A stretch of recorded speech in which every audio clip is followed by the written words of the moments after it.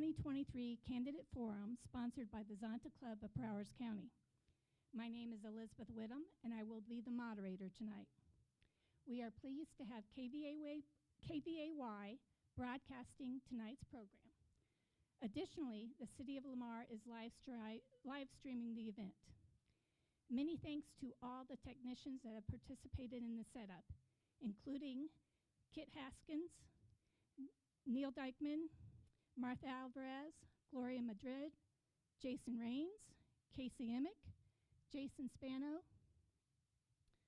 A special thank you goes out to Dr. Rosanna Reyes, President of Lamar Community College, for providing the facility here at LCC. Please stand, Dr. Reyes. Thank you.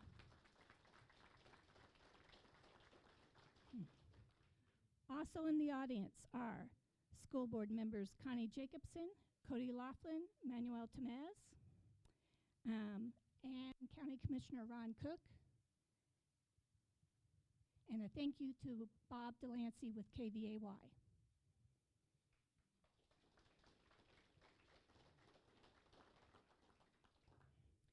Zonta International is an apolitical, nonpartisan organization whose mission is to work together to build a better world for women and girls. We envision a world in which women's rights are recognized as human rights and every woman is able to achieve her full potential. In such a world, women have access to all resources and are represented in decision-making positions on an equal basis with men. In such a world, no woman lives in fear of violence. We are pleased to once again provide a nonpartisan opportunity for candidates to showcase their views and ideas and express their reasons for wanting to represent and serve our local community. The format for the evening is as follows. Each candidate will have 2 minutes to introduce themselves. After the introductions, each group of candidates will individually reply to prepared questions. There are timers at the back of the room. When a candidate has 30 seconds remaining, a yellow card will be held up. At the end of the allotted 2 minutes, a red card will signal that the candidate needs to stop speaking and pass the microphone on to the next candidate. The moderator will step in when needed. Audience members may fill out index cards and pass them to the center aisle for Zontans to gather. Questions will be collated by subject and then brought to the moderator. These questions will be presented as time permits while allowing all applicable candidates to answer. The 2-minute time limit will remain in place. We will start with the opening remarks by school board candidates, then move on to the city council candidates, and finish with the mayoral candidates.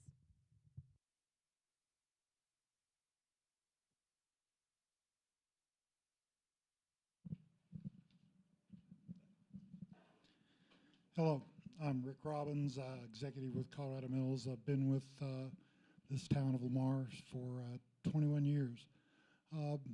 People ought to ask me why I want to be on school board, and I have a passion for the youth in our community. I look at the possibilities and our untapped resources here. I think we really need to push for diversity of education. We always try to take care of the diversity and equity in our students. I think sometimes we've lacked in the diversity of our education to get our students ready for our world, and whether that's in a college or whether that's in a high school career or technology, and giving those opportunities so they have an idea when they leave our school system as to what they want to do. And that's what I hope to provide and bring to this. I think we have a really good leader right now in the superintendent of schools, and I think we have a very active school board that wants to achieve, and that's what I want to be a part of.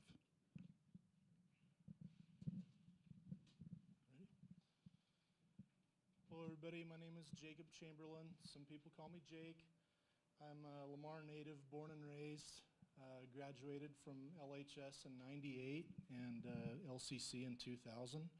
My wife and my oldest son Drew both graduated from LHS and LCC And my youngest son, Cole, is a senior at LHS and plans on attending LCC as well. So we're very appreciative of the education system here in Lamar, and I'm just proud to give back a little bit. I currently sit on the Lamar School Board of Education for District F. I also serve on 2 other boards in town, the North Lamar Sanitation District and the Prowers County Hospital District. Needless to say, I feel I have plenty of boardroom experience, and I can honestly say that I've served on public boards through what some consider to be the toughest time in U.S. history to serve on public boards. Not only because of the pandemic, but because of a mascot change you're all aware of. And let me tell you, that neither of those things were any fun at all. But I feel like I'm a better board member because of those experiences. I serve on the school board because I feel I can make a difference. I'm even-keeled, level-headed, and I listen to all sides of an argument before I make a decision. I'm not afraid to ask tough questions. Just ask any of my fellow board members. They'll probably all tell you I ask too many. In my opinion, fiduciary responsibility is the #1 job of any board member, and I feel that's a strength of mine, given my 23 years in the financial industry. A couple goals of mine this year: to make sure that Lamar RE2 continues to lead the way in pay level for just in effort to recruit and retain teachers and supporting staff. And the other big goal of mine is to get the support of the community on the possibility of building a new combined school campus. There's many reasons to give our kids a state-of-the-art school system or setting, and I hope the public will support these ideas. Thank you.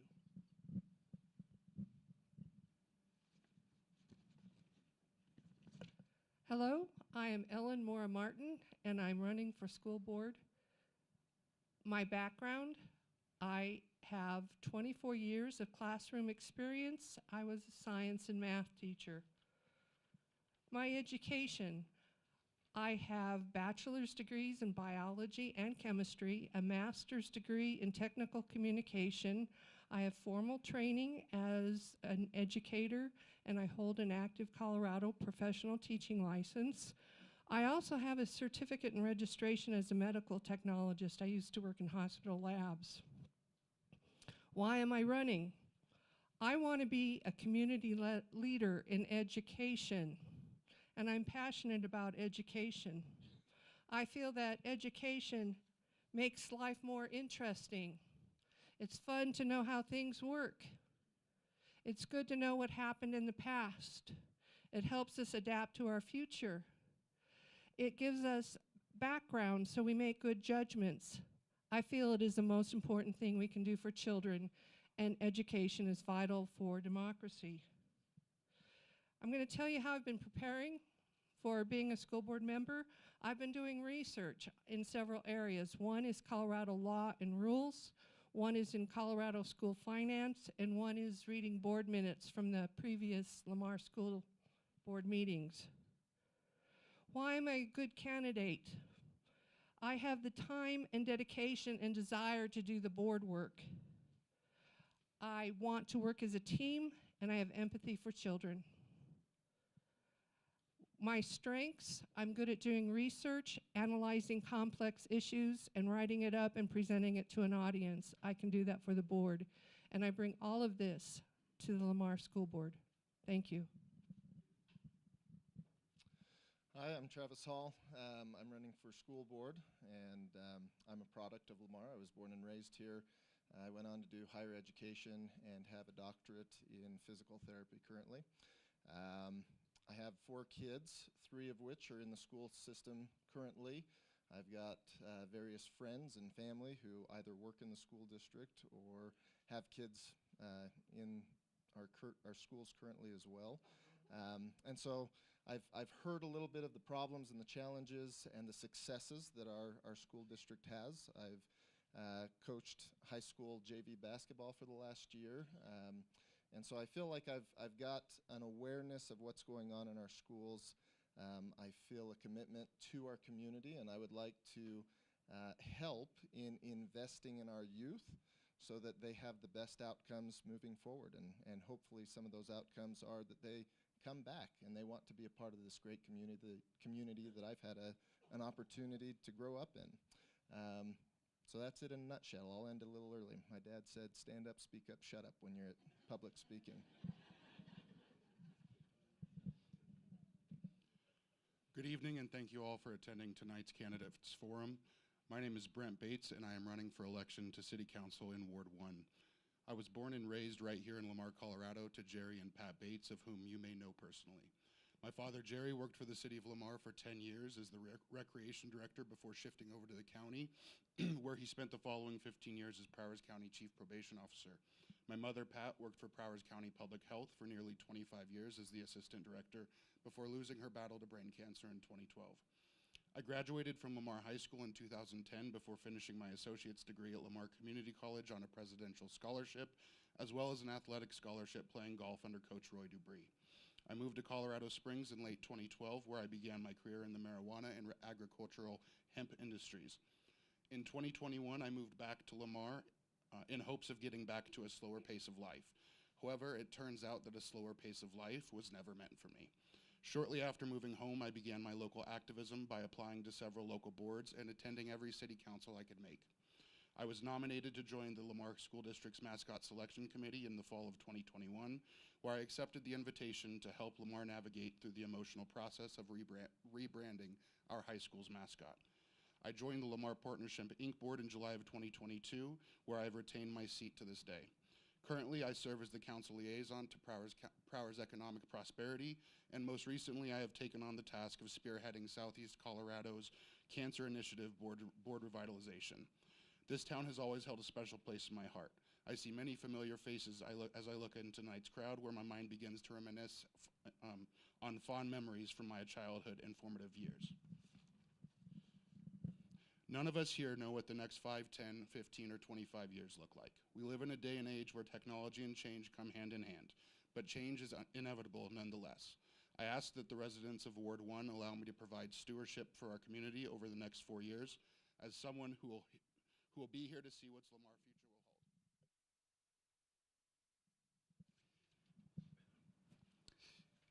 hold. Good evening. I am Jay Brook. I'm running to get your vote for to serve as your councilman in Ward 1. So I could tell you about all my experience. I could tell you about starting 4 businesses here in Lamar, the Domestic Safety Resource Center, the Southeast Colorado for Drug-Free Communities, Southeast Community Health Center, and currently the Hudson Clinic.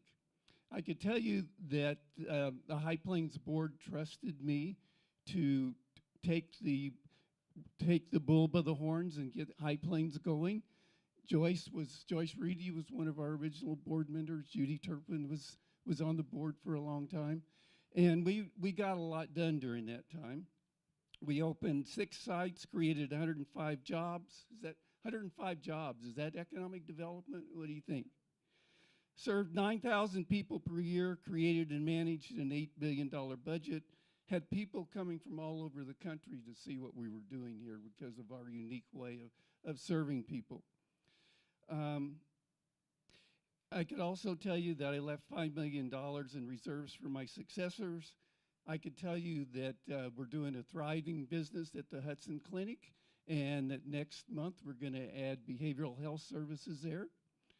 And I could tell you that that we recruited over 25 doctors, physicians, a nurse practitioner, physician assistants, and dental assistants to come and live in Lamar, bring their families, and serve our people. Just looks like I'm getting short on time, so I'll mention infrastructure. There's some things we need to do. There's been some good work with roads. Memorial Drive is some of the roughest blacktop I've had. Go check out the football-size hole at College Road, and okay. And so I just wanted.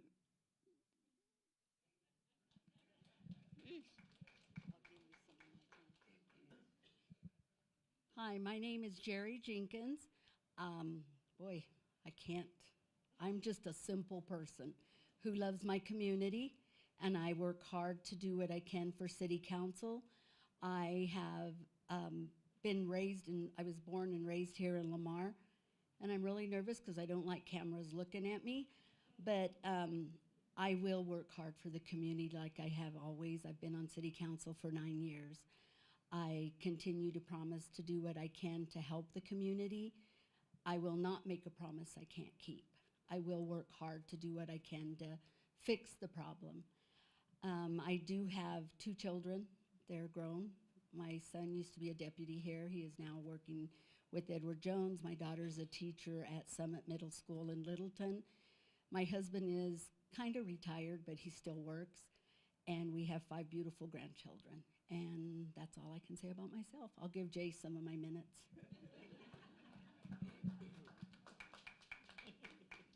Hi, I'm Mike Bryant, running for City Council Ward 2. I've lived here 41 years. I came in here with Neil Plan. Met my wife here, raised 2 boys here. Unfortunately, they decided to live in Aurora and raise their families, which is, I respect 100%. I was on council several years ago, served for 9 years, was mayor pro tem for several of those years. I'm here to help the community, to become better, to serve the community, to serve the staff of the city of Lamar, to work with the county, to help the city of Lamar, because we're all together. Lamar is part of the county, and we need to work with the county to improve. My experience, you heard my council experience. I've started businesses here. I've brought businesses back up to where we had 25 employees at one time. Right now I'm retired. Probably not by choice, but by necessity. And I have the time to give to the council. When I was on it before, I was raising kids. I was working at a job, chasing my kids because they were involved in sports. This time I can give the city what it needs. I can give it my whole heart. I can roll my sleeves up, dig into what I need to do. The staff for the city have a lot on their plate. They're doing things for 3 or 4 people. If I can go in there and assist somebody, get them the information they need to help the citizens, hand it to them and walk off and let them make the decision from that, I'm more willing to do that. This has been a great town. It welcomed me in open arms when I moved here 41 years ago, and I just want to appreciate your votes. Thank you.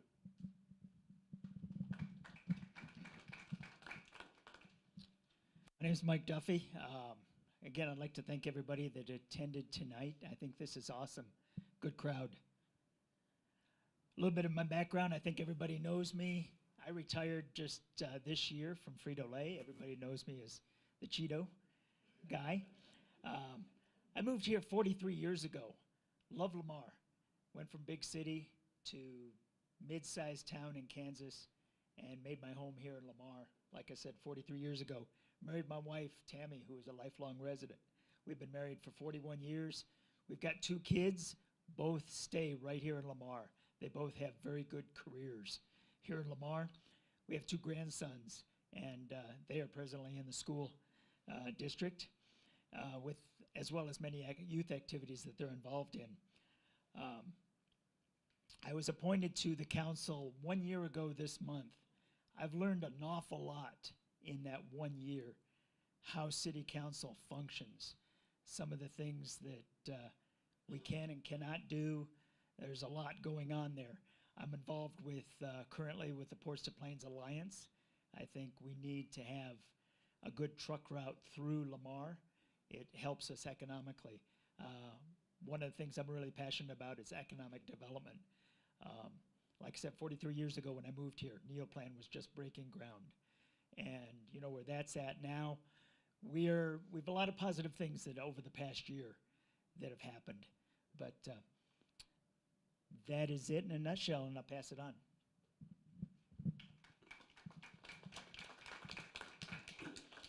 Well, hello everyone. Thank you for being here. My name is David Zavala, 53 years old. Seems like I was born in Lamar. Actually, I was born in Michigan. Since the day I was born there, we moved down here to Lamar. Been here 53 years. Own my own business. Attended DADC college. I never did graduate high school. Thought I was smart enough not to go through high school, but essentially wasn't true, I guess. But ended up taking my GED test and all that, and ended up passing. So I ended up taking that and went on to college and did the automotive industry. Graduated from there, came back to Lamar, worked at the Ford plant for a little bit, but I noticed it wasn't for me. I worked for my brother Ruben, which he was from Springfield, Colorado. He was in automotive for about 27 to 30 years. He decided to close the doors, and at that time I asked him, hey, do you think I can open up my own business? And he said, yeah, of what I've seen you do, Dave, you do a good job, and you can open up your business and go at it. Fortunately, I did, and that was in 2008 when the recession set in here. And that was a little crazy because I was just standing at the doors, and I was like, man, what did I just do? But ended up pushing through that year. It looked good, so started from there, so I just kept going. Had my son Elijah. He graduated from the automotive industry, and he's also helping me now, and which he's turned out to be a great, great kid. But anyways, I'm running for Ward 2 to see if we can try and make a difference and try to help the community and have the community come in and speak up too, because they got a voice, and they need to be heard. And that's the reason that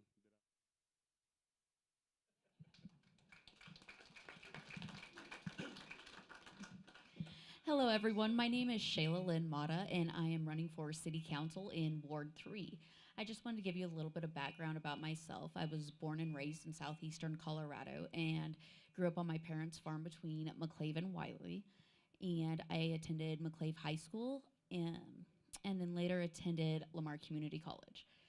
I have 4 beautiful children. My husband and I have chosen to raise right here in Lamar. And it's a wonderful place to raise our kids. Our youngest is in 1st grade, and our oldest is a freshman in high school. So we have a bit of a range there, but we are excited that there are so many opportunities in the area for them. And that's part of the reason that I'm running is I think we could do more for our youth and for the families in this town. And I think that having a wide variety of candidates and members on the council will give the diversity that's needed to represent the entire town as a whole. Thank you.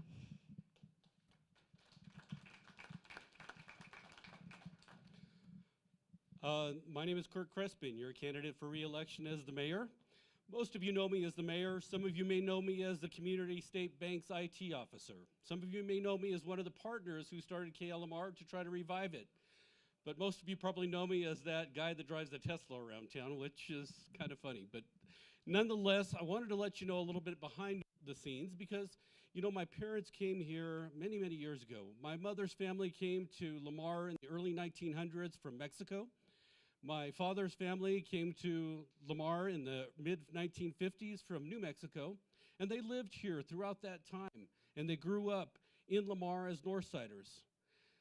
It was many, many years later that we ended up moving out to Hasty, Colorado, where I grew up. And in Hasty, Colorado, we lived in a 3-bedroom shack that really didn't have any utilities or running water or anything else. But we survived out there. Many of you may have even seen me and my father walking up and down Highway 50, picking up cans so we can come into the weekend and take them to Green Street Distributing to trade in for recycling so that we can make money to make ends meet. And I'm telling you this because despite the rumors, I wasn't raised with a silver spoon in my mouth. I understand what it's like to struggle.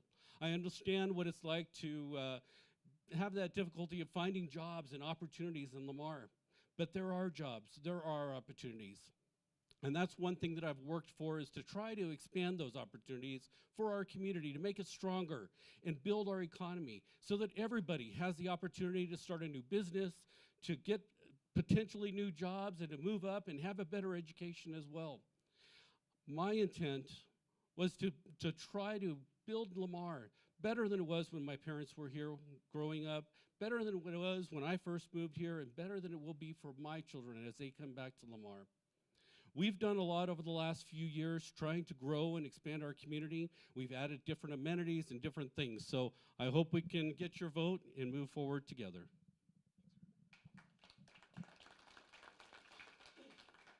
Hi, I'm Pat Christensen. What brought me to Lamar Community College. I came here as an administrator with the college, running the dorms, student life, student government. And also, I spent a lot of years working in Lamar in my other previous jobs, working for Bonfils Blood Center and also working for the Boy Scouts. I also met a great friend over the years, and I ended up marrying that friend. So I'm happy to be married to Kathy Foster Christensen.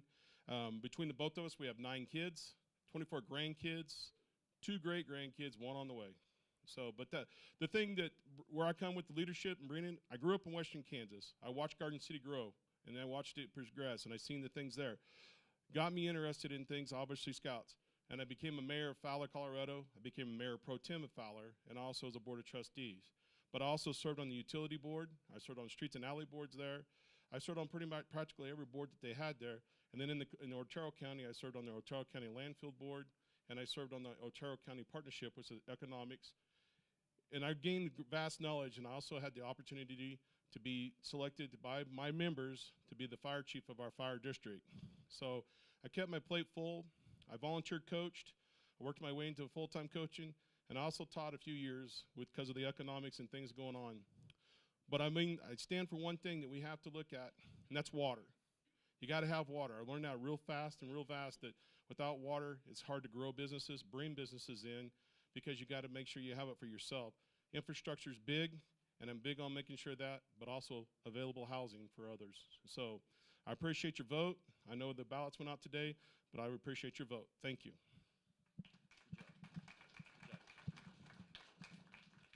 Hey, thank you. First, I want to say it's been a pleasure getting to know every one of you more over the past 2 weeks, and I wish you all the best of luck. My name's Bill Becker. I'm running for mayor of Lamar. I'm going to skip forward here. I've lived here in Lamar for 40 years, raised our 2 kids, Vanessa and Andrew. Sherry, my wife, and I have been married for 33 years. They both attended LCC here and went on to get higher education. Most of my career experience is either in education or in construction. I do have a master's degree that emphasizes on leadership and on finance. And as a teen, I worked at places like the Main Cafe, BJ's, Neoplan, KFC. But during these 40 years of experience, I consider a resume with my career, with my family, my pastor, the education, and people.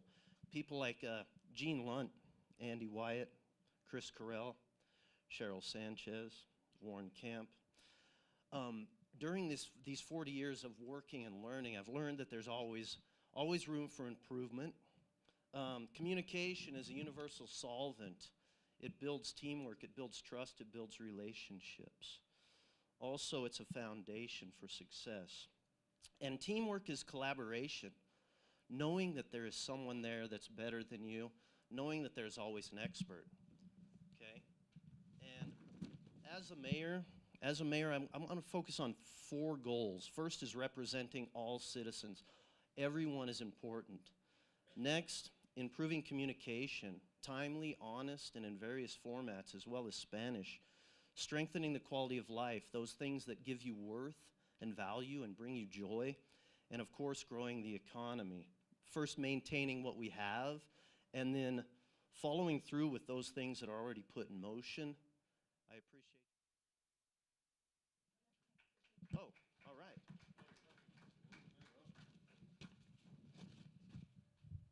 Okay, our first question will be for the mayoral candidates, and we'll just go in reverse. Start with Mr. Becker. Infrastructure is always a concern for city leaders, including but not limited to the roads and bridges, buildings, energy and water sources, as well as the labor force. Which improvement to Lamar's infrastructure do you believe should have top priority, and why is it first on your list? I think first on the list would be the wastewater improvement. We're bound by time with that. We have a wastewater system that is, I want to say 2027, I think is when it needs to be finished, and it's going to take a ton of money. And these are things that are out of control as far as budget. So that would be the first one, the wastewater. and leaning on the experts, like I say, that we have working in our departments and making sure that we get the best people coming in, advising us, and then following through. Does that answer the question?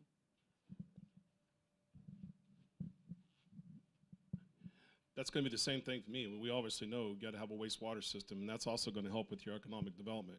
But when you do put a wastewater system in, you also still have to look at the pipes that are in the ground. You have to make sure that they're up to par. Make sure your water system, all that, is up to par with that. Because when you put a new water system in, you got to make sure everything is working great. So upgrading, just making sure.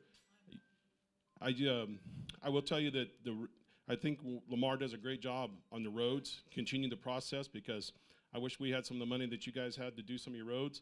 But I also think when you do all this, when you start with the infrastructure, then you can start bringing in your affordable housing. Then you can also start bringing in your businesses, because you're going to have support, and you're going to have the foundation with all of the utilities to make sure that this is advisable.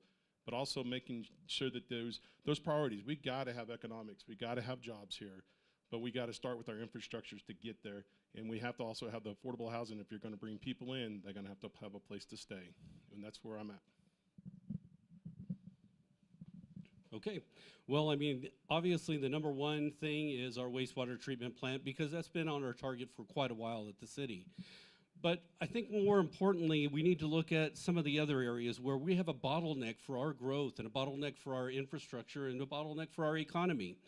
Yes, the wastewater treatment is a huge part of that, but then we also look at our housing, which is that is one of the major bottlenecks that we have, is our housing issue. And we've been creating incentive programs to try to attract developers. We've been doing different things to try to attract people to come and build in Lamar.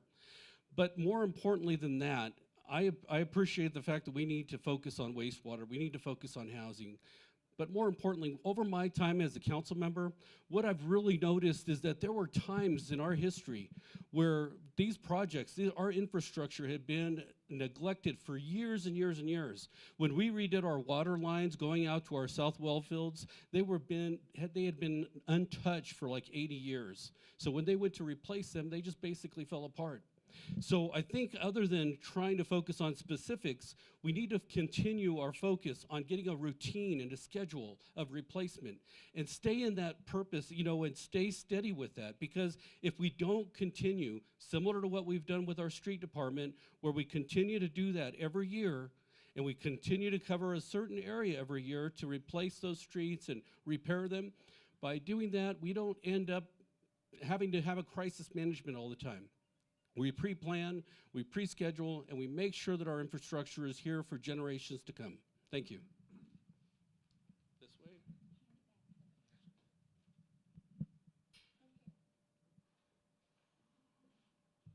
Different question for the City Council.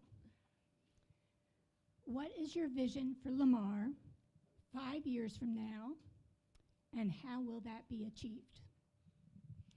So 5 years from now, I hope to see that Lamar has grown substantially. We can offer more jobs for our community and more opportunities for our youth and families as well over those next 5 years, so that children will be growing up, they'll be bringing their families back when they have their own. Be proud to say, I am from Lamar.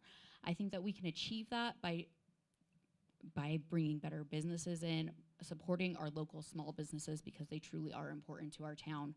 And I believe that we can move forward with these things and have a successful town in the future. What I see from now is trying to get a better education for these younger kids. Try to help them out, because a lot of them are having a tough situation, home, just from home, where parents, having issues, and then they're going to school and not really, putting their effort into their schooling. I think that's where we need to fix, because a lot of these kids you see out there just not into the school anymore. And we need to teach these kids that, you need this education to get somewhere in life. and to be better for yourself, so you know where you need to go when you get to high school, or to make those decisions yourself where you need to be then. And that's where what I see 5 years from now that we need to do is help these younger kids in education.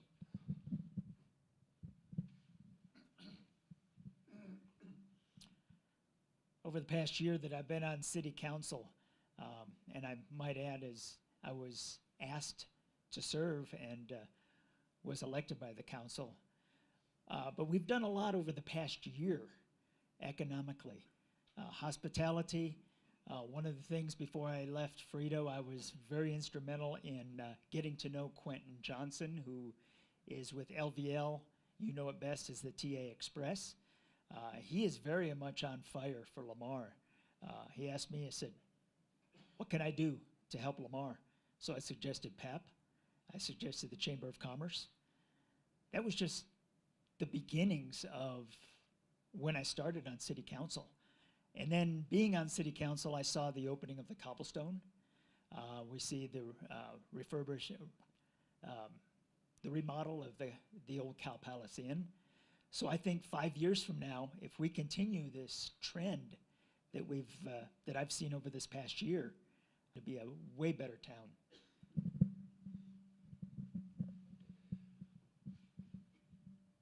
Good question on the 5 years. We'll have a comprehensive plan that'll be in place that would give us a guideline to work with when we're on council to move forward.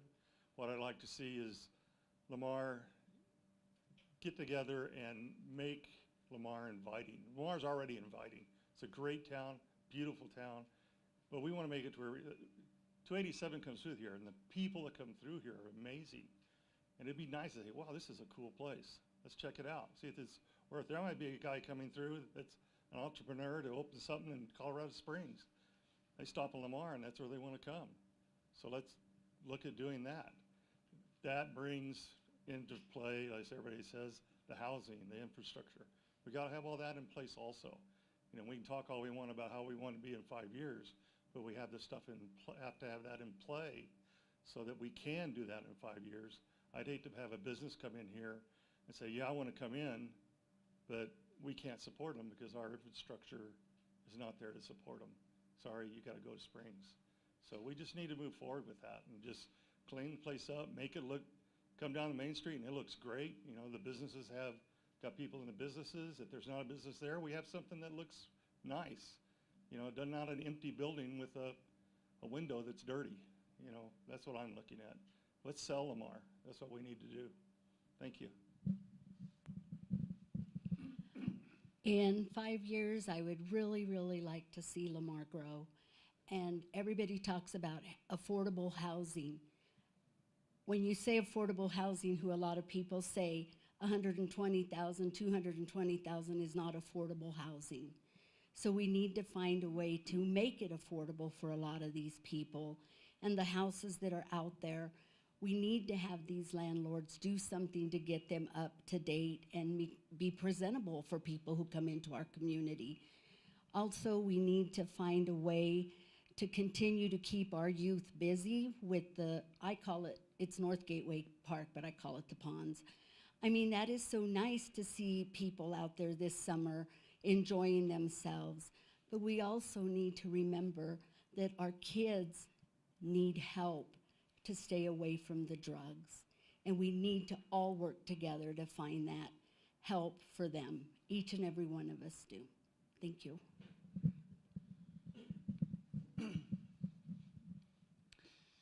So a big problem we have is a shrinking population.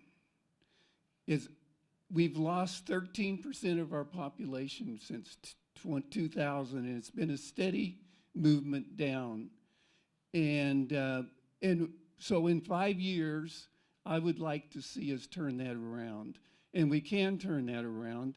There's, I think, basically two groups that are contributing to that shrinkage. One is young people grow up and leave town, and so we need to figure a way to keep them here. The other group is the older folks like me and a lot of you that are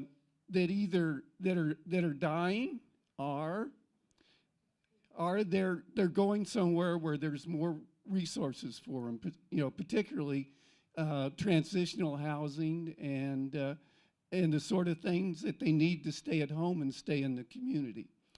And so I think, for instance, the Lahana Council a few years back decided that was priority one, to take care of their elderly folks.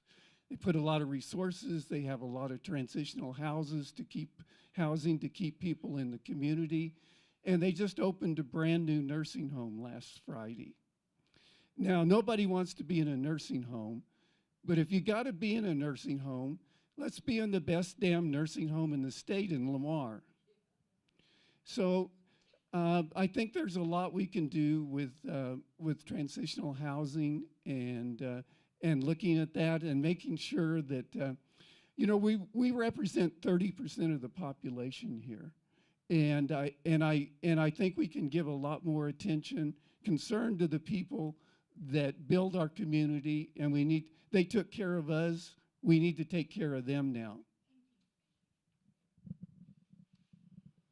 So in 5 years, I think it's imperative that we get back to a few things that I remember from my childhood. I think it's important that we get back to being a hub for recreational tourism. I know that the numbers at the two-shot golf tournament, basically any of the windmill tournament, those have started steadily declining. I think we're making good progress on the front of hospitality. The tavern and Cow Palace Inn have looked wonderful on the remodel, and they'll continue to move forward. But along with that, and along with what Jay said, we need to start retaining younger people, and I think that starts with job opportunities in both the mid and upper level management sector, as well as trying to figure out how we can move forward with wage stagnation. I know for me personally, one of the biggest hurdles was coming back and finding a job that didn't pay less than $20 an hour. There's a lot of those, $15 to $20 an hour jobs, and when you're 31 years old, it's kind of hard to buy a house on $15 to $20 an hour. So I'd like to see some wage growth through economic development, new businesses, as well as maybe a new community center that probably is closer to 10 years down the road, utilizing our new sports hubs, Northgate Park, the new ball fields. We have a wonderful golf course that I know the new Pro has worked really hard with the board to keep things running. And so those are some of the things I'd like to see in the next 5 years. Am I going back this way?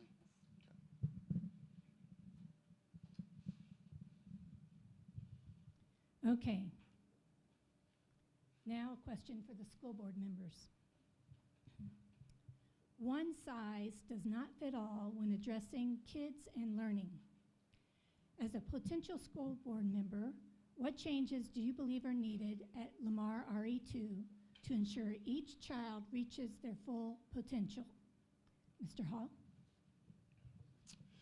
I think that's a great question, and I think it's something that deserves a unique answer for each individual student. As a member of the school board, I want to be actively involved in identifying those potential ways to reach out to the students.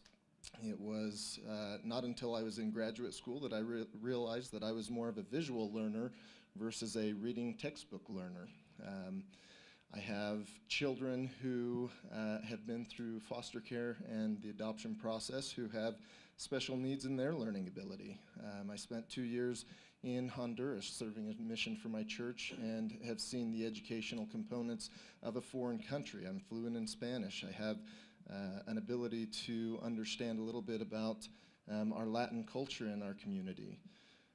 There's not an easy answer, but I think that I'm willing to learn. I'm willing to be among the people and the students, and I think that as we make the effort to understand their individual problems, that the answers will present themselves and opportunities can be taken to, again, invest in their future and their growth.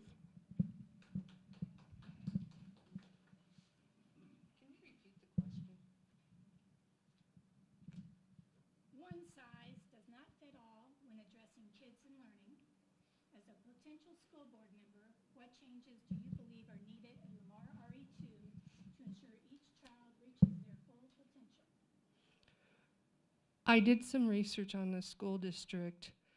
I looked at something called the niche grade card for the district, and it was all A's and B's, except that academics was a C+. And then I looked at the math scores, and 19% of students are proficient in math. And I know something about learning math and teaching math. Math in American culture is scary. It's okay in American culture to be bad at math. I've talked to foreign students who come here knowing Americans fear math. One of the things I'd like to do is have a general anti-anxiety program towards math. In the classroom, small group instruction works, but you need tutors and you need more paraprofessionals and you need smaller classes. One of the things I've seen be real successful in math education are computerized programs with graphics. The kids love the little quacking ducks when they get it wrong that frown at them. They get to move at their own pace. That kind of education goes well with people needing to catch up. And higher performing students like to be excelled. They like knowing that they're excelling. They like knowing who they are. They're proud of accomplishments. So it's a burden for the school district, but I think we need more tutors, more paraprofessionals, smaller classes, individualized programs, and programs that allow students to excel. Thank you. Thank you for the question. I'd start off by telling you that I think Lamar has one of the better graduation rates in the area. We're in the mid to high 90s, and I think a lot of that's due to our alternative high school, Lincoln, where the kids that don't necessarily fit in the high school or that system doesn't work for them, they can go to Lincoln and get their high schooling, and we graduate a ton of extra kids that way. But to answer the question, I think it goes back to being able to pay a nice salary to recruit and retain teachers and support staff, and a lot of that falls back on what you guys are talking about, upgrading our town and infrastructure so that we can, you know, also offer nicer things to recruit those kind of good teachers to Lamar. So.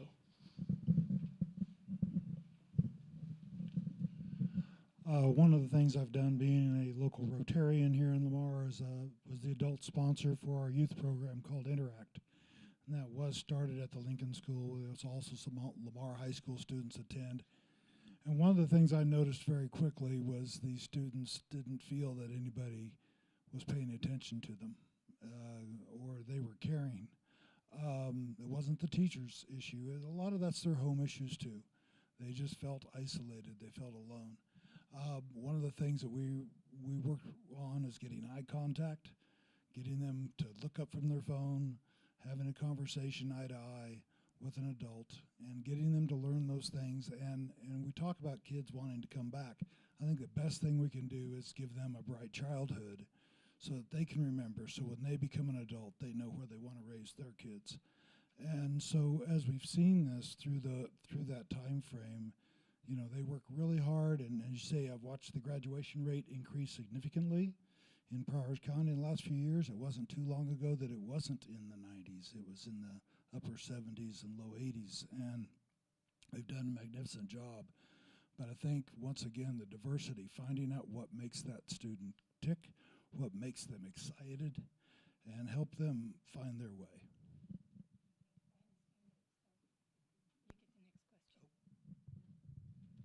Okay, we're going to start back with the school board. What are your budget priorities?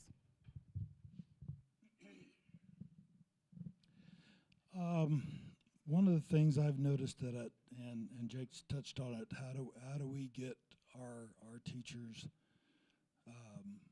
above average pay in the state of Colorado?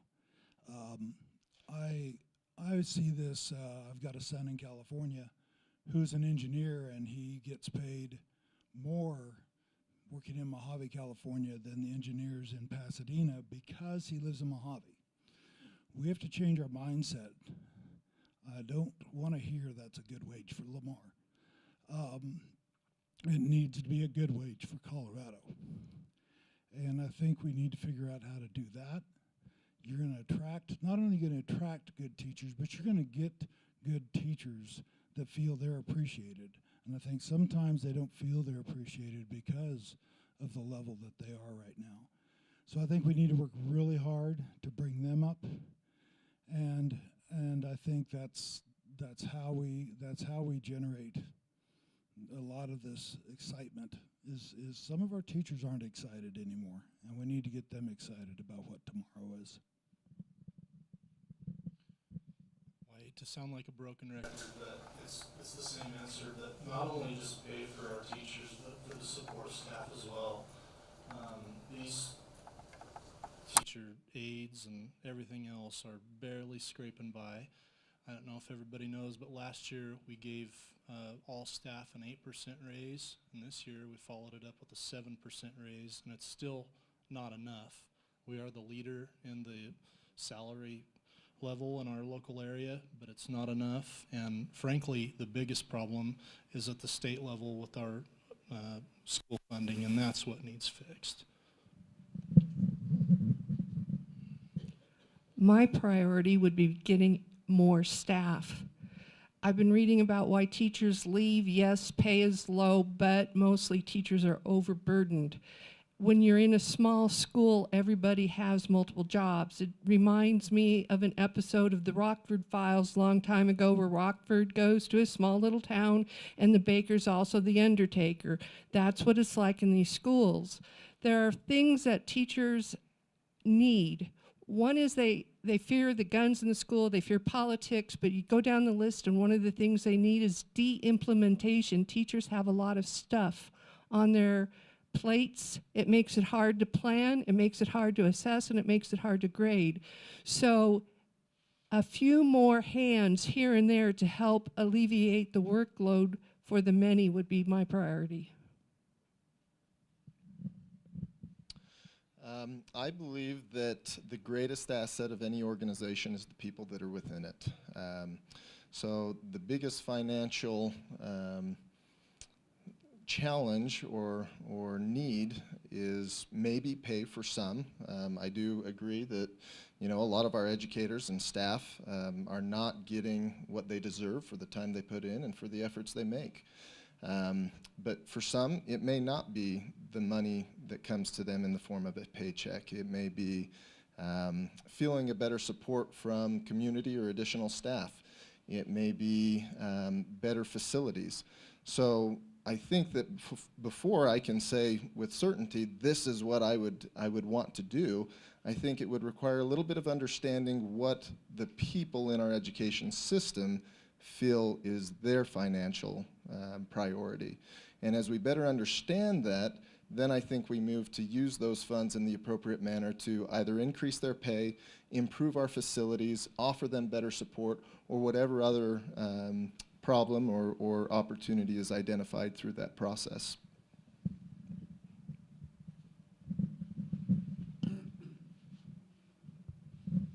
Okay, Mr. Bates, how will you represent your constituents?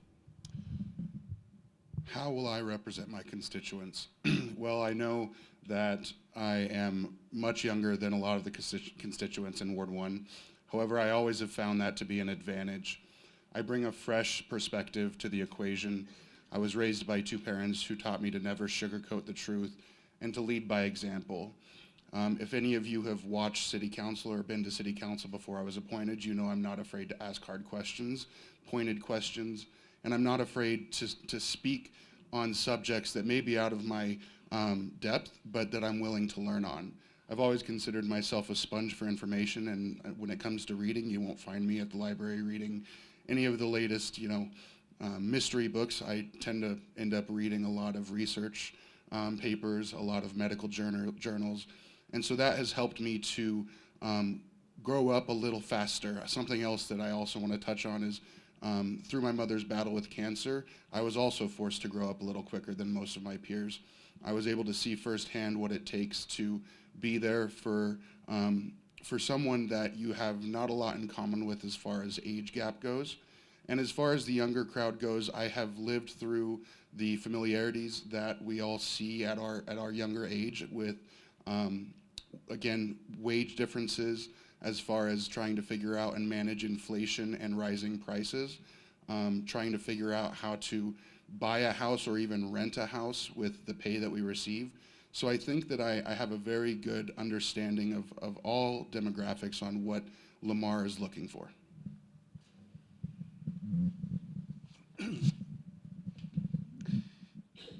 So I'm a licensed clinical social worker, a therapist. That means that I'm trained to listen. That means that I'm trained to have empathy. And those are the kind of traits that I know my constituents would want me to have, that I would listen to them, I would listen to what they have to say, I would have empathy with their situation, and I would take that back to the council as far as what we need to work on. I would also say that I have no conflicts of interest. I'm not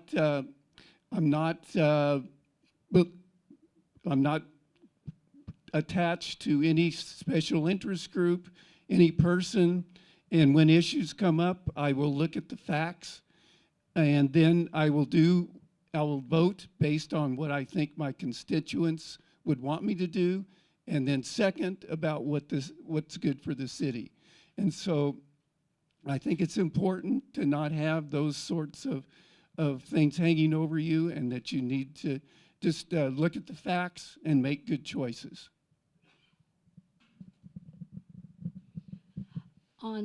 For Ward 2, I like to help people. I'm here for the community. And if you come to me with a concern that something has happened, we have to follow the protocol just like everyone else. We have rules. So if there's a problem, I will contact Rob, and he works on it, and he has to follow up with me. But I will always be there to help out whatever I can do. I worked for Rocky Mountain SARE, where we worked with the Workforce Investment Act, where we help people find jobs, the youth, the adults who were on low income, who were on Medicaid and stuff. That's the kind of stuff I like to do. I am here for my community. I'm here to help them however I can. And my door, my phone is always open for you to call me to help out. Well, first thing I do is listen, see what they have to say. Once I got the information they gave me, I would research it, check it out, go ask questions, go knock on doors. And then once I get that information, go to the council, go to the source, find out what exactly is going on. And I'll roll my sleeves up and get in there and fight to get it taken care of. If we can't get it taken care of and there's reasons why, I'll go back to that citizen, personally knock on their door and say, this is what's happening. This is why this can't happen. If we need to change it, then we look at changing it. Council, I'm one vote. So I'd have to get 3 other people to be interested in the same subject and the same information and agree that would help every ward and help the city. It's just not me making that decision. It's not the city administrator making that decision. He's an asset to help me make that decision. But it's the city council, and that's the way we would do that. I think everybody's kind of echoed the same thing. Listening. Listening comes in two fashions. As I mentioned, over the past year, I've done a lot of listening, learning about city council and the government. Also been listening to various people in Ward 2, people, problems. And then, like Jerry said, when a problem comes to my doorstep, then I take it to the proper channels and say, hey, what can we do to rectify, to solve this problem? Simple. Listening.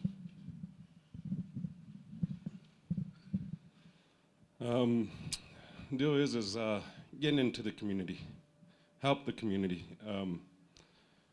Go out there, ask them questions, see what they want to do. But we got to get that in return too. You know, we ask the questions or they ask the questions. We try to get the answers. See, like in my community down there on the north side there had been some issues going on, which I personally took care of and straightened it out. But I know there's a lot more community members out there in the north side that knows that that's going on and don't do nothing about it. The thing is, they need to come in and talk and let us know what's going on to see what we can do about it. Because I know what's going on out there too, but a lot of people don't like to go out there and talk about it. The thing is get in with the community and see what we can do about it, because this youth it's really hard for them right now. So that's what we need to do to get them some help and get this community on the right track again. I believe that to effectively represent our constituents, the most important thing that we can do is to lay our own opinions to the side, because they no longer matter once you're an elected official. You are there to represent your community. And so we need to lay those aside and listen to our communities and advocate for what they need, because our opinions no longer matter at that point.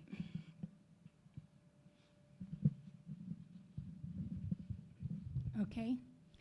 Mr. Crespin, we're going to go back to the question that I gave the City Council. What is your vision for Lamar 5 years from now, and how will this be achieved? My vision for 5 years from now would be to continue on the path that we're going so far. We've put a lot of investment and work and growth in trying to market our community in an effort to try to grow it. We've focused on certain areas right now as far as trying to strengthen our hospitality, because that's one of the biggest assets that we have is the transportation that's going through our community. But even beyond that, we need to start working on housing, because we can't go any further without the additional housing. So we need to continue the efforts that we've made so far in trying to attract good housing and attainable housing for everybody.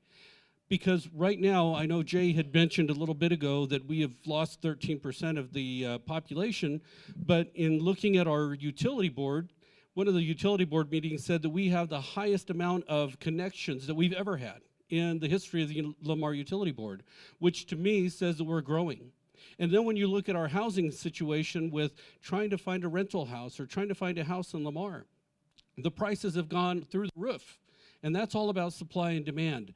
So I kind of question whether or not we're losing population, because we have grown so much over the last few years that we can see that through our economics here in the community and through the housing prices and through the housing availability. So my view in the next 5 years would be to continue on the path that we're on, focusing on housing, focusing on growth, and focusing on creating new jobs and new opportunities for everybody in our community.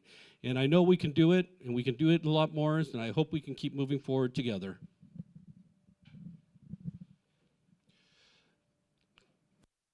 I agree that we need to continue the growth. We need to also keep our stores open downtown. What a beautiful town to come to and have that opportunity, the economics down there. We need to make sure that we have available housing, but we also need to maintain what we have, and also a quality of life. Keep looking out there. We have the North Park. This is a beautiful park in this town, all the parks we have, making sure there. And Jay touched upon it. I moved my father down here, and I got lucky to find him a place for his age and the things I need. We do need that. We need those housing for our elderly people, so they have that, so we can keep people here and keep growth. We need to make sure that our school district works hand in hand. We need to work with our county. In 5 years, I see us all working together to keep this community growing, but also to be a partnership with our county and our school districts to make sure that when we bring people in here that we have that foundations for teachers to come here, for people to come here to get the educations, because we working together to make sure that we're providing a community with the quality that we need, and that is with our infrastructure, economic development, jobs, and obviously the housing is a big topic. That's what I hear a lot is the housing, and we need to really work on that to make sure that we get that accomplished. Thank you. I'm going to ask you a question. Think of something that you enjoy about Lamar. Just think to yourself for a moment. Now, if you're thinking that you enjoy the small town feel, if you enjoy the safety, if you enjoy the support from your neighbors, just raise your hand if that was one of the things you were thinking. And that flame is, that that kindling is still there. And I would like that to be fanned.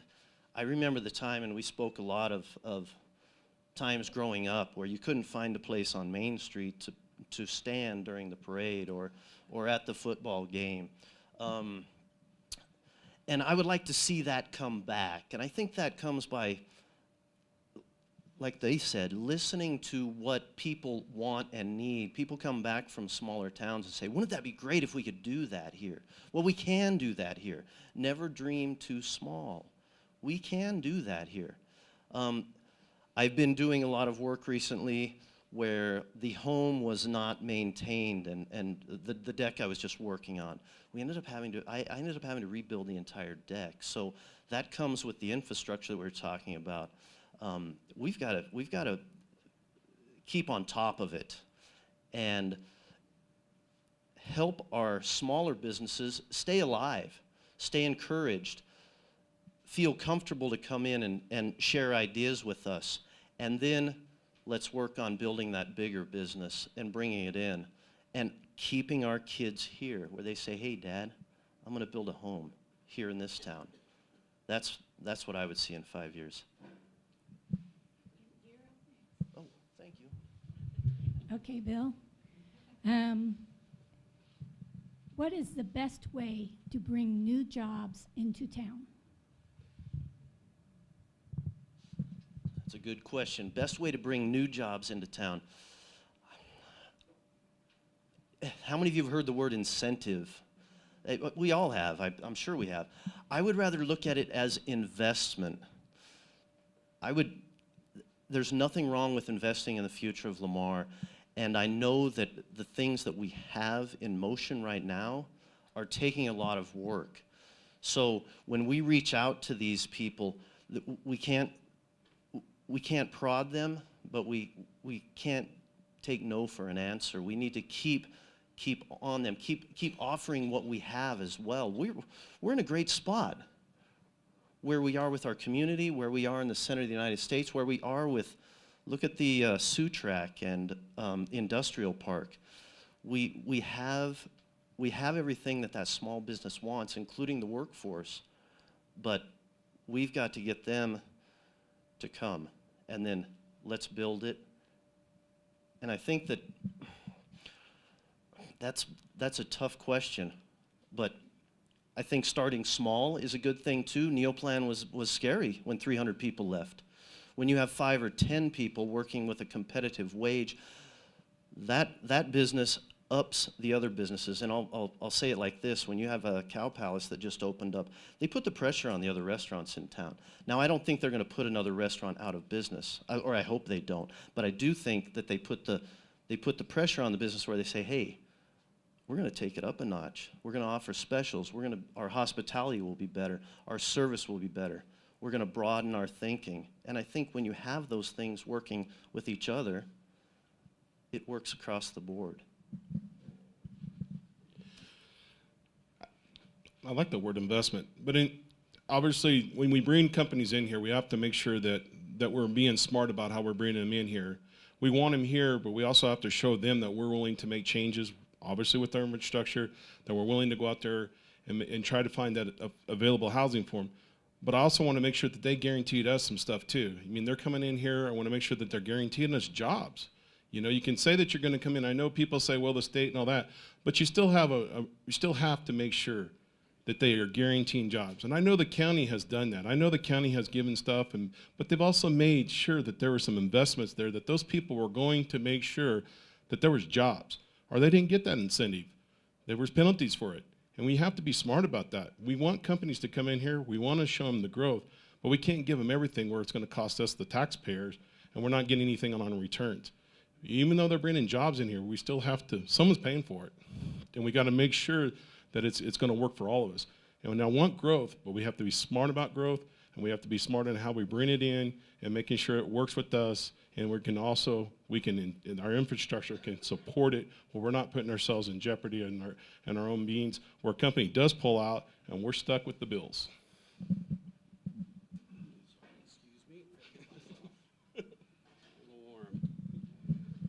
So I think one of the biggest things that we learned from the Neoplan deal was that we can't rely on one business for our community. We just can't. And, you know, trying to go out and search for another big Amazon distribution center or Walmart distribution center is going to put us in that same predicament. So over the last 4 years, I've been looking at the industries. How do we strengthen the industries that we have in Lamar? How do we augment our great agricultural industry by bringing in businesses that are related to what they're using today? How do we strengthen our businesses like CF Meyer or Colorado Mills and try to support them with new opportunities? And for instance, I know we've been working with one of the members on the domes, trying to get those converted for an agricultural industry. But our intent was to try to focus on those industries, whether it's education, healthcare, our own government, or agriculture, or retail, and focusing on those industries and seeing how we can retain and attract and build upon what we currently have is much easier. Because what I've found over the last 4 years is it's very, very, very hard to convince a business to come to Lamar, Colorado and invest $2 million in a new building or in a new business.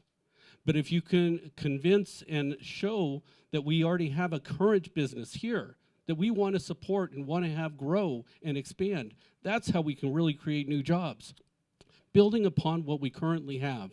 And I think that's the best way that we can move forward and continue to do that, especially in our construction area where we already need housing. And if we can support those builders in our community, that creates a ton of jobs in itself. Thank you.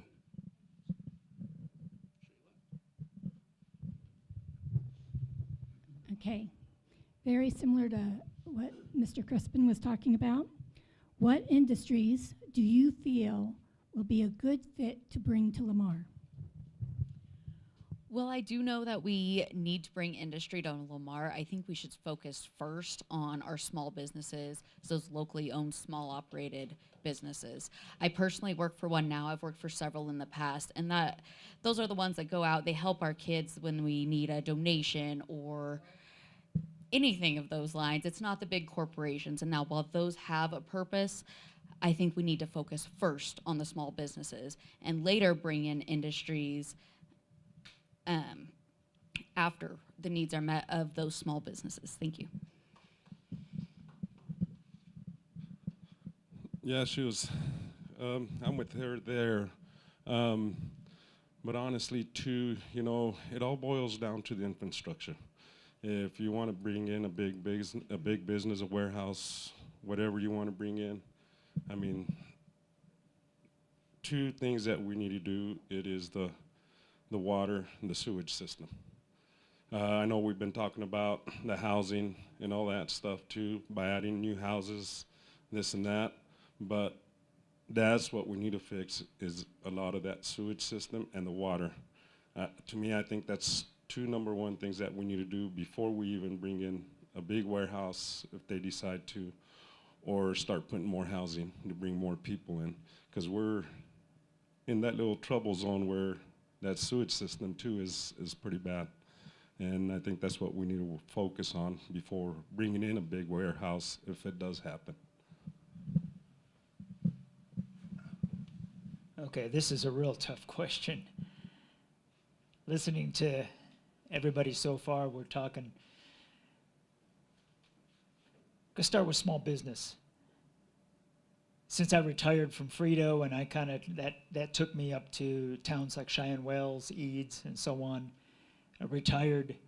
Now I'm working with KLMR. We're located downtown with our studios. So I walk, and you've probably seen me walk Main Street. I look at a lot of the vacant buildings. There's room for improvement there. Try to bring in small business. But I think it's also a balance. We need to work on bringing small business in, which I think in turn we can kind of bring in larger business. It goes back to what was said previously with everybody here. It goes back to finding an affordable, or what I would term attainable housing. That's first and foremost what's needed. And I think all of this can kind of come into play with over this next year with working with the comprehensive plan that's already starting to shape up and everything. So it's a mix. Small business, large business. We're at the common point of two major highways. So possibly something in relation to distribution centers. There's a lot to work with there.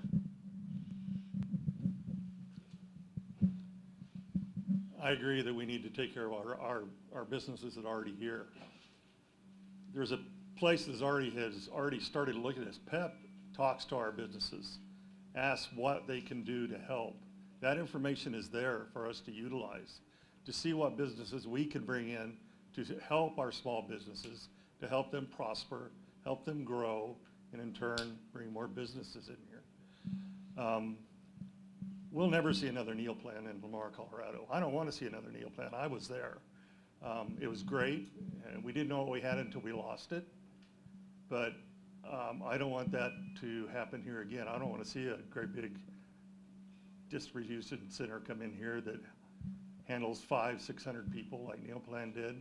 Then all of a sudden, somebody entices them to go somewhere else. And then we're stuck with an empty building and we lose 2,000 people again. You know, I don't want to see that. We need to take care of our people, bring businesses in here that will help. And then that's the surrounding area, not just in Lamar. That's helping Wiley what they need, Granite what they need, put businesses out in there too. You know, it all helps Lamar. People come to Lamar to shop. And if we help the surrounding area, that helps everybody else. So let's take care of our little ones, find what they need, take care of the businesses that are asking that question, and go from there. Okay, with mine, I feel that like they do, the small businesses really need our help, because you do see stuff on Facebook or in the paper where Taco John's is doing interviews and they'll hire on the spot. You see our fire department, we have problems getting someone in there to come and apply. Dragon Rainco, I'm sure they're the same way. It's everywhere here in the town. And we need to work on that before we decide we want to try and bring in a big old business. We'd all love to see that. But let's help our little businesses first. And when I worked, like I said, for Rocky Mountain SARE, we worked with a 167 program, which worked with the migrants in Hawley and in Grenada. They would bring them in. When Stolp or Jensen's went under with their cantaloupes, and then Grasmick's sold with the onions, we lost a lot of the people that would come in, because they would come here and they would spend the money, and some of them would stay. And we've lost all that. We need to focus on our small businesses.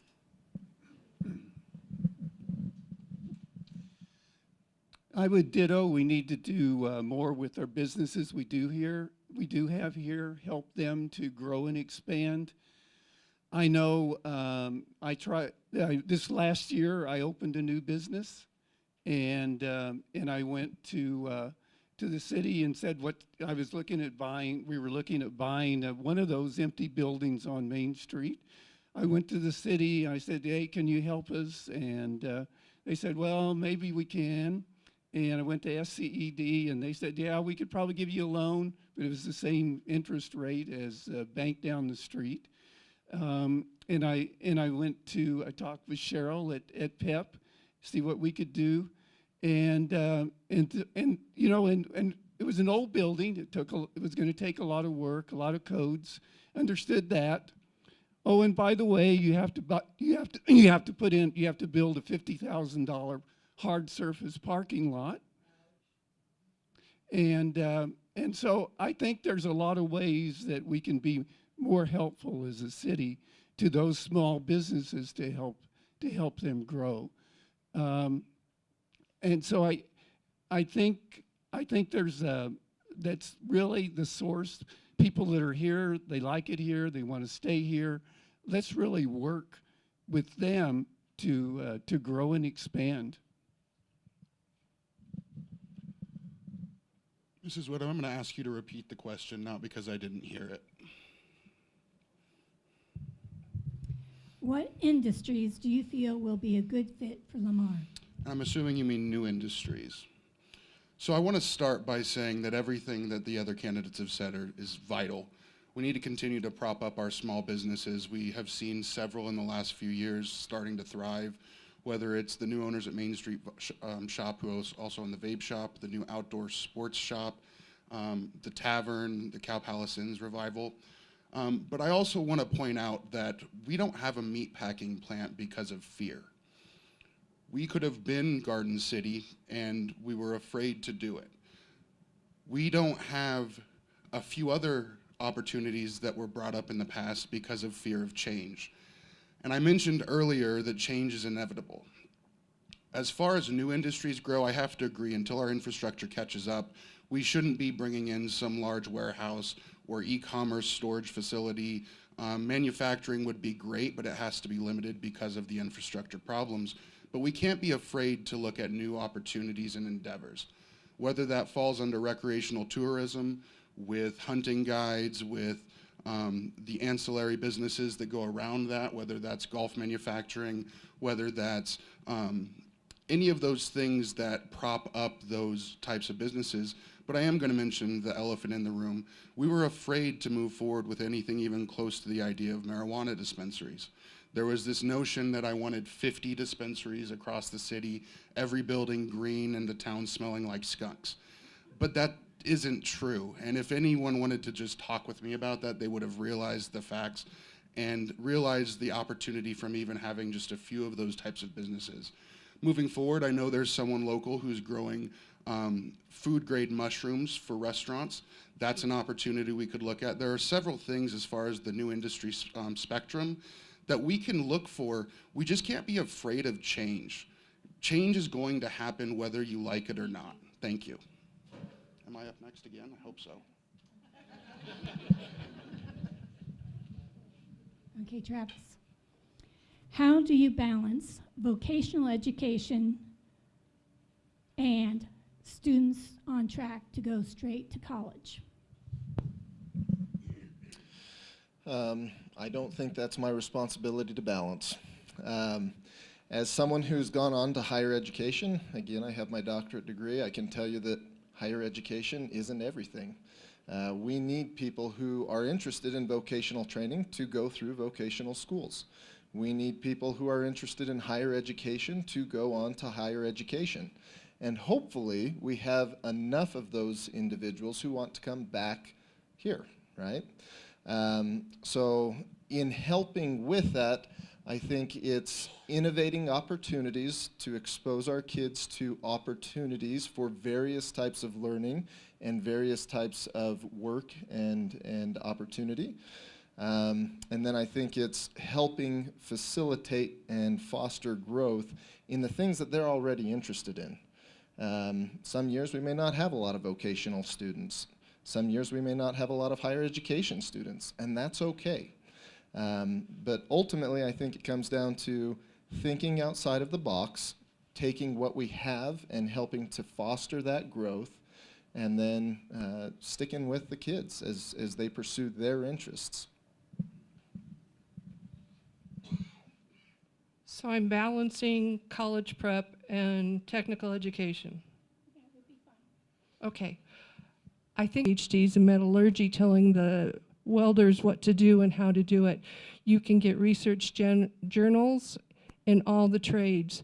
So I think, like I said, we need to find the commonalities. It's going to require research and thinking and put together a lot of common skills. So I think that I'm not sure how to balance it, but what we do need is more vocational education. One thing that I can tell you, Canyon City has a program in their high school. They've got a mechanic shop, and you can go drop your car off and get an oil change that day, and the kids do it with supervision. I think we could do something like that here. We can do more things like that here. Maybe we partner with LCC on that. We're already partnering with LCC in all the college preparatory classes. We've got a lot of that going, so we need more vocational. I think Walsh High School has a construction class that they're doing, I've seen on social media. Anyways, we can do more stuff like that if we put our heads together. One thing that I've been pushing for the entire time I've been on the school board is that mechanic shop. hadn't happened yet. I'm one board member, but it's something I'm going to keep pushing for, and that's my answer. I think one of the things that's disappeared over the past few decades is introduction to business in schools, not just in high school, but in junior high, getting them introduced to different careers, letting them sit down with a businessman and understand, or sitting down with the secretary, and how did you get your job, or how did you get, or maybe you're a paralegal, or any type of career, just so they give it an idea of what they want to do. In that education of the technology, you can have vocational education and still go to college. You can have that, what I call career skills or life skills. And some of the things we have right now is we've got a lot of kids out here that don't have any life skills. And they need to understand what that means to be able to convey their ideas to another person.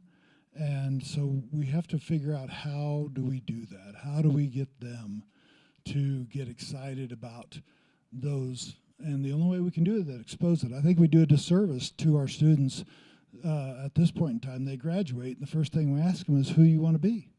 And we've given them zero thought process of what they might want to do. And I think if we can start that early on and introduce them into that, I think we're on our way to doing both things, vocational and educational careers. Okay, thank you. Now we're going to go to some audience questions.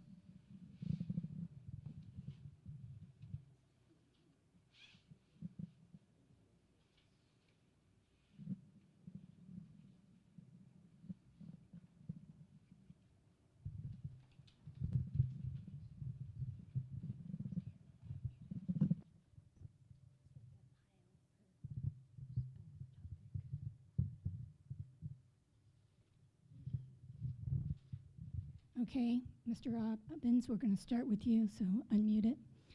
For all the school board, what do you believe is the #1 challenge that school board faces?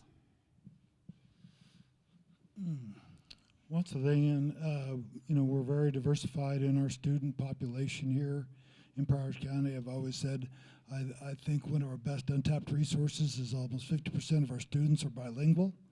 And if we can get them into careers that they can pretty much write their ticket, being a bilingual graduate, whether that's high school or college. And so how do we untap that? And I think the LEAP program, or the Lincoln School with high school, is a great starting point. But I think some of the things that you've talked about with Canyon City, I know St. Vrain, that I also toured when we were with the Hometown Talent Initiative, Homegrown Talent Initiative, when we were looking at different ways to do that. They have a technology department. It's actually a campus, and there was 2 young ladies that were junior in high school that were already certified Apple technicians. And so those are the things that I think we need to look at our Hispanic community and tell them how bright their future can be.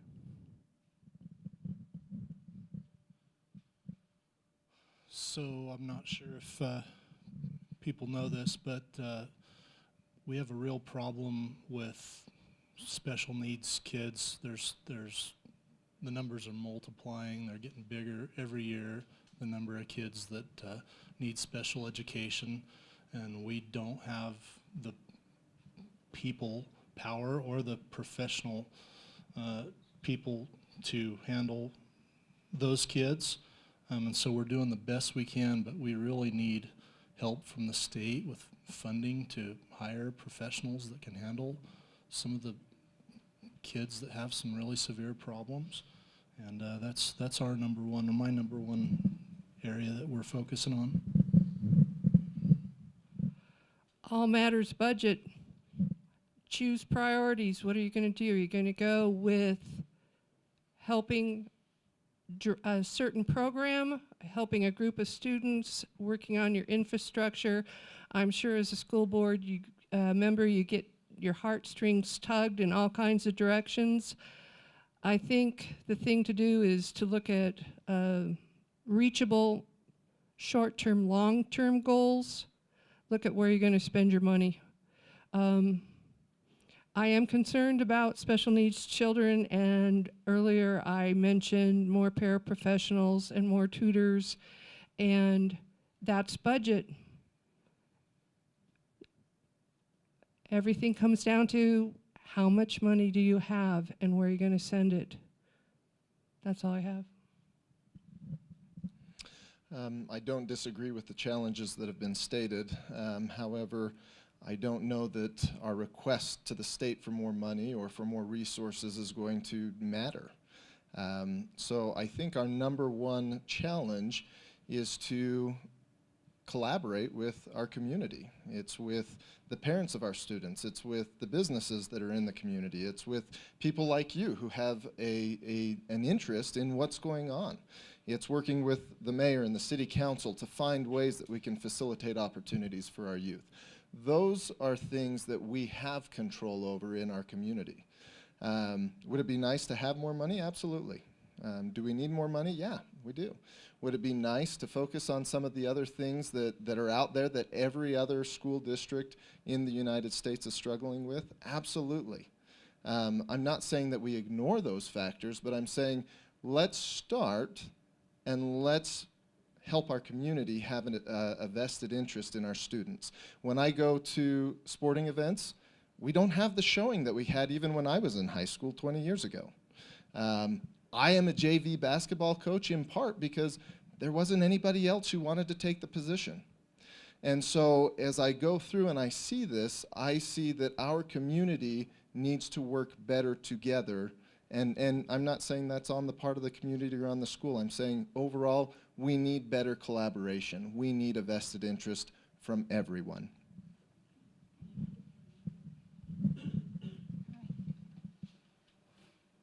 For the city council, how do you plan to clean up private and business properties and to enforce cleanup of weeds, derelict buildings, vehicles that don't run, etc.? It's a great question. I know it was, I think, earlier this year or late last year that the city created an ordinance to start targeting commercial buildings that were vacant. In my honest opinion, I think the fines were too low. I think we've seen not only commercial buildings but residential properties that for the last 10, 15, 20 years have been sitting vacant and running derelict. We have an issue where, and it's not just Lamar, but in our society, we like to hold on to things. Whether it's families who have houses from their loved ones that they're doing nothing with, whether it's entrepreneurs and business owners who own commercial sites on Main Street in the industrial sectors of our town who aren't looking for new tenants to rent and create new businesses and thus jobs. And so I think one of the first steps would be to reapproach that fine system that was created and possibly create a steeper fine, something that's actually going to hold people to the ordinance itself and, you know, put some skin in the game. The city can't just tell people what to do. We did just recently budget for another code enforcement officer that will help with that to a certain degree. But I think there, as he had just mentioned, collaboration. If you see something, say something. There are very limited resources in our community, and we'll have 3 code enforcement officers next year. That's still a lot of land to cover for 3 people. If you have a neighbor who's turned their front yard into a junkyard, or they're trying to do their own mechanic work right there on the street, if you're in Ward 1, get a hold of me. I've already had several do it, and we've gotten it taken care of. But I think steeper fines for derelict properties and vacant properties, as well as not being afraid to speak out, calling your local ward representative, calling the city administrator, and getting someone on top of it. So I think you need to have both a carrot and a stick approach. I think, you know, first of all, you need to try to be helpful. For instance, I know there's college kids here that are always willing to volunteer in the community. Maybe if you have a yard that needs to be cleaned up, maybe the homeowner would be willing to let the college students, and the college students would like to come over and help do that. So I think you start out with a little bit of sugar, try to encourage them, try to be helpful all you can be. And then if you've done all of that and you're not getting anywhere, then you have to fall back on the stick. You have to have the ordinances and do all the things, the fines and everything to make it happen. And you gotta figure out too, what's big deals and what are little deals. Some things are fire hazards and they're big deals. Others are, may not look too good, but they're not really too big of a deal. So you gotta sort that out, and you don't want to make molehills out of, make big hills out of molehills. And so carrot and stick need to use both and make it happen that way. Okay, I have to disagree with Jay, but we still agree on things. I know several people have contacted me about the weeds, the houses that look horrible, and I am like with Brett. I think they need to give a higher fine on that. And this ordinance of waiting, is it 14 days before the city can come in and start cutting the weeds? I think that needs to be shortened down, not 14 days, because I wouldn't want somebody living next to me that I have all their weeds all over the place and their junk, because it brings little rodents or whatever into my yard. So I think in return, with the 3 code enforcements that we will have soon, that help them out. Call us, call me, call Brent, call Kirk, and we will help you guys get this cleaned up. And that's just like over on Parmenter Street East. I kept telling them about that building that was bad. Somebody needs to look into it. And it wasn't a good outcome. So that's why I say, keep calling us. I don't care if you blow up my phone. Just keep calling and I will help you. Well, they pretty much said it all. The ordinances are in place. One thing that I'm seeing, the city always does a cleanup day, come clean up the yards. Maybe as a community, maybe that person there doesn't have the ability to cut his weeds or clean up his yard. As a neighbor, go knock on his door. Next week, they're coming up to clean. Can I come and bring some of my friends and let's clean your yard up for you? Let's get the community involved. It's not all on the city and the council to do this. It's up to the citizens of Lamar to buy into our city. Just like I said, let's make Lamar enticing for people to look at. The last several weeks, I've walked and drove my ward, and there's houses that are great. There's houses that are like, oh my gosh. There's yards. I mean, there's some I didn't even know how to get to the door. And that's what we need to do. I mean, the ordinances, yeah, they take care of it to an extent, but I think the citizens need to get involved with their neighborhood and their community. Wow, I think we're all saying about the same thing. It takes a community. The word was thrown out here a few minutes ago, collaboration. It's a total community effort. I'm a member of a church that a number of years ago, instead of us having a standard worship service, we had what we called Community Impact Sunday. That's just one church. What happens if we were to have a community impact for Lamar? That would be awesome. Go out, get to your neighbors, grab your rakes, rake their yard. Maybe it's an elderly, maybe it's somebody that's handicapped.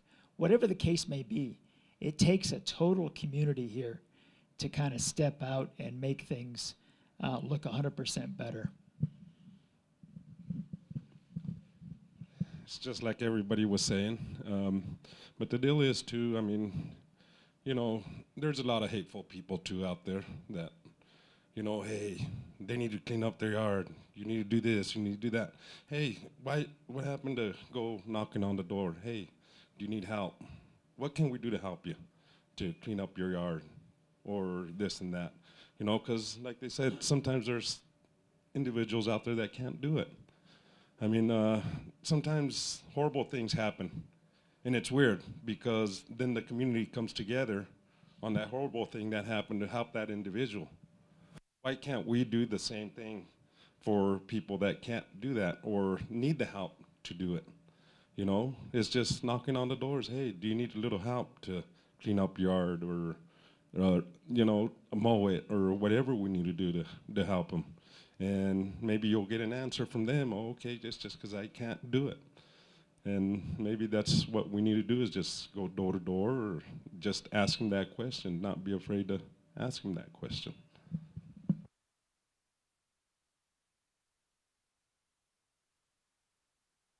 I think we're back on.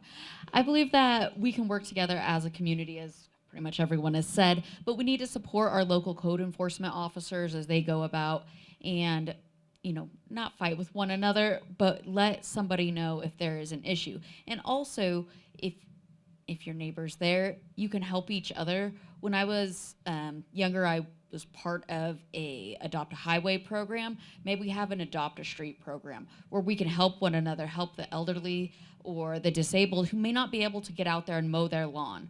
Let's help each other out instead of bringing each other down.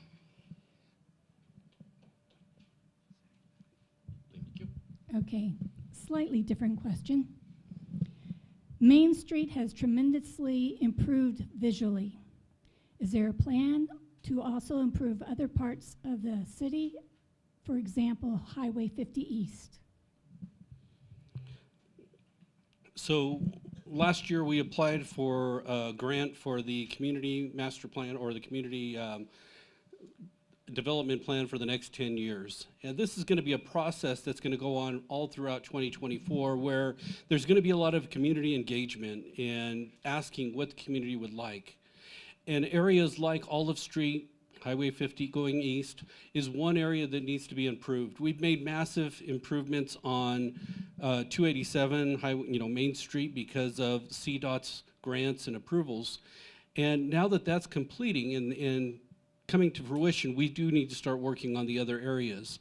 But we really need the community to be engaged. I mean, everything that everybody's talking about here tonight, it all comes down to that community engagement. You know, the council goes by what the community tells us. When I first got into the council, we had our community development as well as our master plans for the airport, our streets, our wastewater, and then we had our strategic plans. Those are our guiding documents to tell us what the community wants, and that's what we go by. So over this next year, we really need the community to get engaged and tell us, which parks do you want us to invest in? Where do you want to see the improvements at, whether it's Highway 50 or someplace else? It's all going to come down to community engagement because this is your community, and expecting the council to do it by themselves or the county to do it by themselves is just not going to work. We need to have that more community engagement. We have so many boards for everybody to get involved in, and I'd really like to see us have more of that engagement in the future. I agree that we need to work on a comprehensive plan, prioritize. It would be lovely to see people coming in from the east, especially to see our town, that there's a lot of traffic coming in, and we need to look at that. But we also need to look at Savage Avenue. We've got all that great art. We need to keep that up, maintain it, because that is a selling point for us too. When people come down that street, it's beautiful, but we just need to make sure that we have beautiful parks, we have beautiful things. Our downtown's beautiful, and I've been a part of a Main Street project where it does improve. But yes, people coming into our communities from all sides need to start seeing that beauty and knowing that even though our downtown's taken care of, we got to look at all avenues and making sure that people have that up, get that. It's that first feel when you come in and we see the community, and we have a beautiful community. We just need to make sure people, like you said, the community get involved, work on that comprehensive plans, and prioritize where we need to start and where we can get the funding for it, and start working on that funding so we can get that project accomplished, and most of all, get the project done on 287 before we start another project, so we don't have all of our roads jammed up and tied up, because that is what the problems now is. We got our Main Street trying to get the state to get that highway done, and that's a frustration. I've been there. And you can complain all you want with them, but they're only going to do it as fast as they want to do it. And then before you start other projects, you got to finish them so we have that, we can maintain our safety of our streets. Thank you. So Sherry and I have this conversation every time we come in from the east. I say, take a look. We have to wait until we get to Love's before we can hit a piece of sidewalk that you can walk on. And so that would be the focus. I mean, pull all the way out to the edge of town, and let's make that sign beautiful that says, wow, welcome to Lamar. Solar lighting, shrubs, something low maintenance, but something that says welcome to Lamar. And then take small steps. It would be, I've told her, it'd be a dream job if they gave me the skid steer and 3 workers. And I would start on one side. I'm kind of A, B, I can't jump around too much, and I would love to start that process of pouring some sidewalk. And I guarantee when you're in front of that business and you say, hey, we're doing this, that business owner's gonna say, yeah, we'd love to fix that broken window, but, well, what can we do to work with you? What can we do to work with the people we have in our community? And when you get that camaraderie, you get the support. You get when you, in your own neighborhood, when you walk out of your house and you look at your neighbor, instead of going, oh yeah, you say hello, good morning, and that camaraderie builds. Think of the south end of town where we started the sidewalk, and there's the bridge over the, well, right here, LCC, and then we have that vacant patch of land. Wouldn't that be a beautiful welcoming spot as we come in from the south end of town? So I think it'd be small steps, and then getting a plan and going for it, and then working with the businesses that we're right in front of, and watch as they get excited with us. Thank you. Can you hand it to Travis, please? There you go, sir. Okay, for the school board candidates, would you ever support a year-round school year, and would this also support higher wages? As a father, I would say I would not support a year-round schedule, and the reason for that is the summertime is critical for me and my children to establish relationships and memories that allow us to build bonds and teach principles that last them for the rest of their life. Just this year, we were able to take a month-long vacation, and I can't tell you how much benefit came from long hours in the car going to see our loved ones. So no, I am not a proponent for year-long school. Higher wages are a difficult thing, and I think that our teachers and our administration and our coaches and everybody else who's involved in our educational pursuits here in Lamar are underpaid, they're overworked. It's not unlike other areas in our community. You could say the same for healthcare. You could probably say the same for a wide variety, for the jobs you guys are in, right? So yes, there's some need to be taken to figure out how we can make that money stretch, how we can get better financial security for our workers, but I do not believe that it exists in taking our kids away from families and those opportunities. In fact, I would argue the opposite, that as a school district and as a community, we need to find out how we can strengthen our families and those relationships between families and students to have a stronger core for moving forward.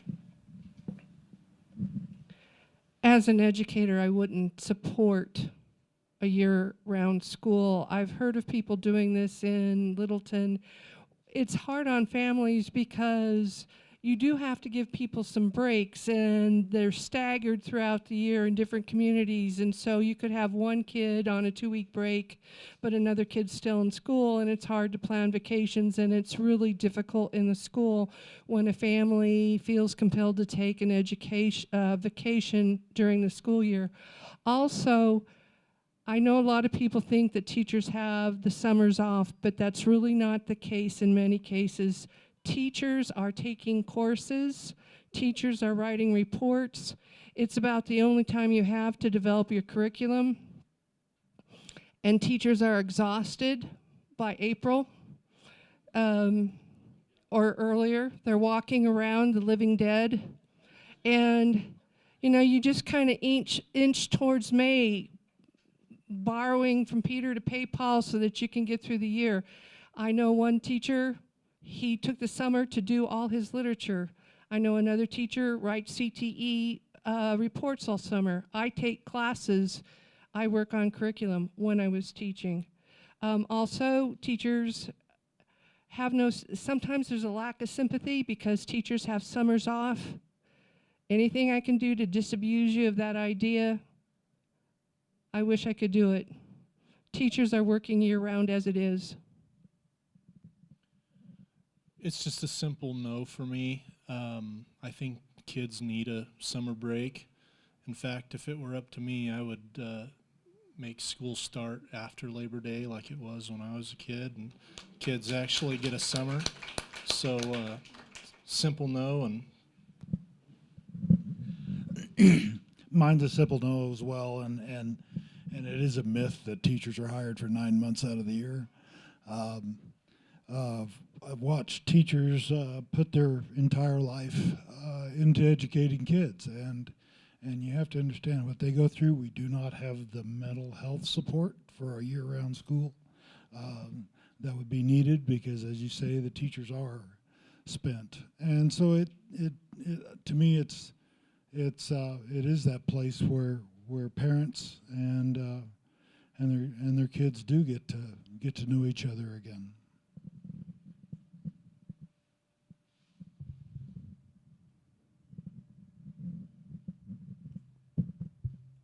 To me? Yes. For all three of you, what is the single greatest challenge facing Lamar? The single greatest challenge facing Lamar. You know, that is a very difficult one. You know, if last night they were asking what the single greatest challenge of being a mayor was, which was a little easier because I can understand that one. But the challenge for Lamar is, you know, I believe I would have to go with community engagement. Because Lamar as a community is only as strong as the people that are in this community. I mean, we have such a diverse community with so many different ideas and different thoughts of how we should go and what we should do and what direction we should take in our community. Yet, when we look at the boards that we have in the city government, whether it's the water board or the airport board or any of the other boards, it's so hard to get those boards filled, and it's even harder to get them to attend. One of the greatest things that I heard complaints about before I became mayor was we need more involvement with the police. We need more oversight with the police. So one of the first things I did as the mayor was work with the council to try to create a public safety board to give that oversight for our police and our fire and give some of that information and give the community an opportunity to get involved. We have still, after a year and a half, have not filled that board up. Everybody has an idea of what direction we want to take, but when it comes to step in and start getting involved, we have that difficulty. So our number one challenge is going to be getting people involved, and number two is getting the next generation involved so that we can make sure that they know what's going on in our community so that we can move on and keep moving forward. Thank you. I think it's a generation. We have to get our youth involved. We have to get them involved, and he's right, get the community involved. But I think one of the things I've heard a lot of is affordable housing in this community, and we need to work on that, and we need to find ways to help these people out. And you're right. And one other thing is the small business people are saying, "What about us? What about us? How are you going to keep our doors open?" And they're right. We need to make sure that we're working with PEP and all those and other organizations to keep them open and to keep these things in our community. Because you know what's sad is when you go down in a lot of these towns and you see their downtown shut down. And then that's when towns start dying, is when things start going there. And we got to keep growing our infrastructure where we have it to make sure we can, like you said, support. And that's what I'm hearing is what are you going to do for us downtown? And how are you going to help us out? And how are you going to make us get improvements on our buildings so we have a chance and a fighting chance to stay alive? Thank you. I would say there's something that's definitely in my mind, but I'd like to start with this. Just answer these questions in your head. How many of you feel that better access to health care would be the one thing we need. Or let's say recreational marijuana, or better park and rec opportunities, or health care for our elderly, or a new business. Now, every one of you probably said yes to one of those, and I think the biggest issue we have is finding that common ground, because everyone wants Lamar to be better. So did those 7 people that voted for the coal plant. Not one of them thought, I bet in 10 years they're gonna be paying. No. So finding that common ground, and that's gonna take that communication, visiting, collaborating, finding the pluses and the minuses, and being able to be told no. And then when we find that common ground, celebrate it, build on it, and run with it. And so I think that's the biggest thing. Okay, thank you. We do not have enough time for everybody to answer the question that popped up several times, so I'm just going to ask for a raise of hands. How many of you were funded by a super PAC? And I did not know of this until 2 weeks ago was even occurring. So some type of PAC that paid for advertisements. Okay. Okay. How about a minute? Something up like this, you know, it's the super PAC to me, yes I am, but the super PAC to me is a resource. It's somebody that called me and said, hey, we'd like to pay for your advertisement, we'd like to pay for your yard sign or your campus. No strings attached. Why would I not say, sure, I'll take the money to help this community? But understand this, the PAC doesn't know me. I'm Mike Bryant. If I get voted in, I will support the community, not a super PAC by any means. And you know, and all the stuff that's going around about the super PAC and how they're going to clean house if they get voted in, that's not a fact either. So don't bring that up. So that's as far as I'm concerned. Thank you. That was a good answer. I was offended, and I wasn't going to bring it up because it's sad. Because if this super PAC wanted to involve all of us, they should have called all of us, not just certain ones.